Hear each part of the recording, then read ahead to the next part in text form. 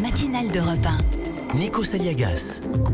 Et coup d'œil à l'international à 8h11 avec Vincent Hervouette, Nikos. Bonjour Vincent Hervouette. Bonjour Nikos, bonjour à tous. Ah, vous nous emmenez à Londres ce matin. C'était hier à la Chambre des communes. La première ministre Theresa May s'est résignée. Le gouvernement présentera le 14 mars une motion sur la question de savoir si le Parlement veut une extension courte et limitée de l'article 50. Et si la Chambre vote en faveur de cette extension, on demandera à ce qu'elle soit approuvée par l'Union européenne. Et nous présenterons la législation nécessaire pour changer la date du Brexit en fonction de cette extension.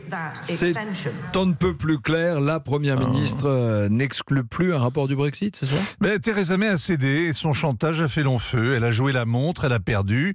La date butoir était la fin mars et elle laissait aux députés un seul choix, l'accord avec Bruxelles, qu'ils ont déjà rejeté mais qu'elle tente d'amender, de faire briller. Ça donc, ou rien.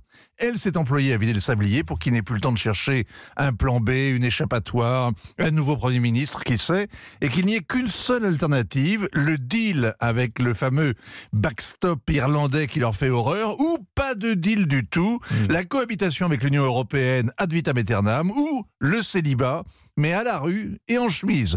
Dans le smog du Brexit, il restait donc jusqu'ici une certitude, une seule. Le 29 mars, à minuit, l'heure du crime, mais à 23h au méridien de Greenwich qui coupe Londres en deux, eh bien les Britanniques verront disparaître le carrosse européen si décrié pour retrouver leur bonne vieille citrouille 100% roast beef. Sauf qu'hier soir donc, Theresa May a cédé, ses ministres l'ont lâché, et si les députés rejettent le deal, puis rejettent le non-deal, eh bien ils pourront demander un sursis, une extension courte et limitée. Est-ce que l'Union européenne est en mesure d'accepter cette prolongation, Vincent ? Alors, vendredi, ici même, dans ce fauteuil, le commissaire Barnier, très sévère, expliquait avec son ton inimitable que l'Europe n'avait pas besoin de temps, mais de décision. Dimanche, ici même, dans ce fauteuil, le commissaire Moscovici, implacable, expliquait qu'il restait 33 jours, pas un de plus, aux Britanniques pour dire ce qu'ils veulent. Et puis, tel un juge de paix, Donald Tusk, le président du Conseil européen, a admis qu'un délai supplémentaire serait une solution rationnelle. On rigole jaune au commissariat. La morale de l'histoire, c'est que les Britanniques participent au Conseil européen depuis un demi-siècle. Ils sont contaminés. Le réflexe communautaire, c'est toujours de mettre la poussière sous le tapis.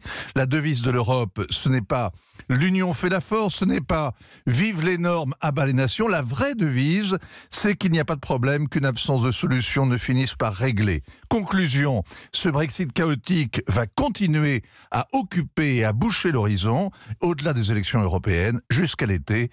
Et le reste attendra. L'analyse de l'actualité internationale avec Vincent Hervouette.